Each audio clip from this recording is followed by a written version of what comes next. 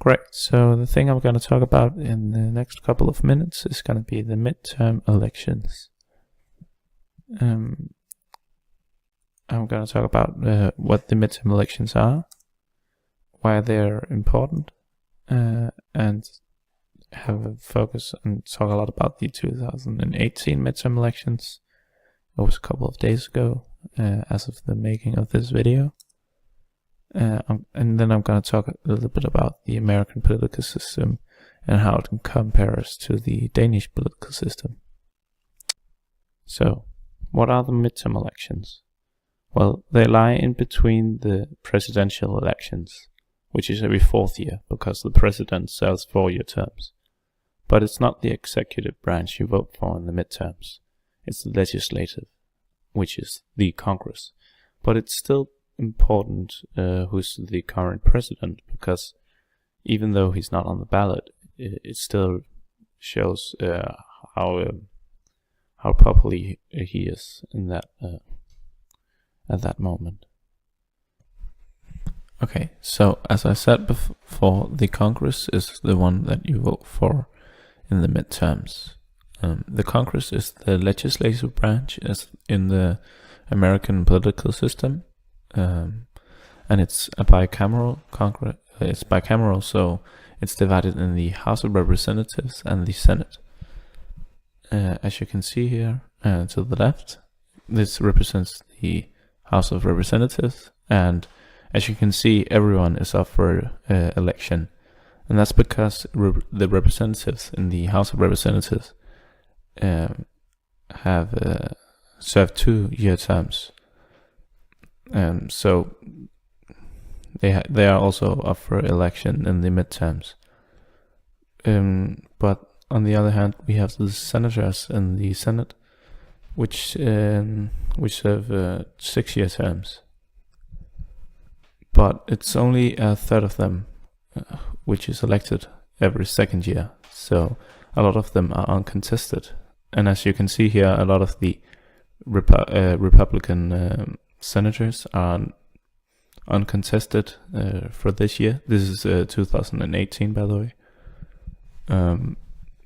And you can see a lot of the Democratic senators are up for election, so it's going to be quite difficult, or it was quite difficult for the Democrats to take the Senate.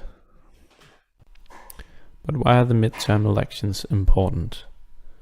Well, if we take the 2018 midterm elections as an example, you can see that if the Democrats were to take either the Senate or the House, then they would have legislative power, which would cause the Republicans' legislative agenda to have a hard time getting through.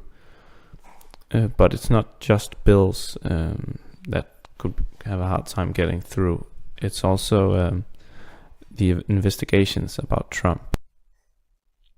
So there's been these investigations about Trump and his affiliations with Russia, and his own campaign for getting elected as president.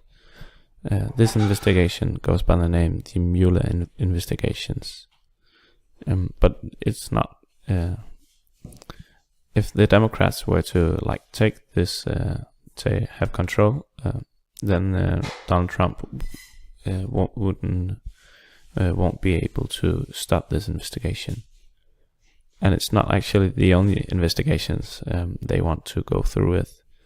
They have been talking a lot about taking a look at his tax returns. So they would have the so-called subpoena power. So this is the 2018 midterm elections. The Republicans, they won the Senate, and the Democrats won the House. This wasn't really the most surprising result, because the Democrats, they were going to have a hard time winning the Senate no matter what.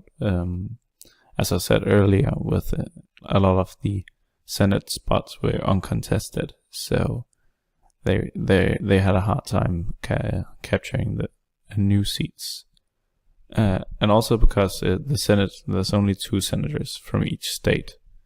And a lot of these small states tend to be more Republican in like rural areas. On contrast, the urban areas with a lot of people in small amounts of spaces, they tend to be more on the blue side. So the number of representatives in the House is proportional to the population of a state.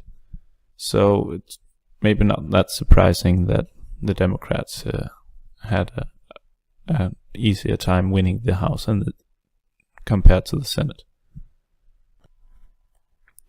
Yes, but what's the difference between the American political system and the Danish political system?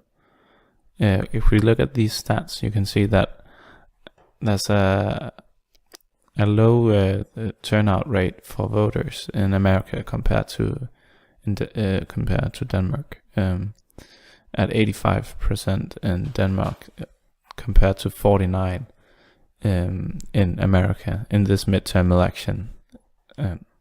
And 49 is actually a lot for America. It's actually the highest present number of people that has ever voted in a midterm election ever in America.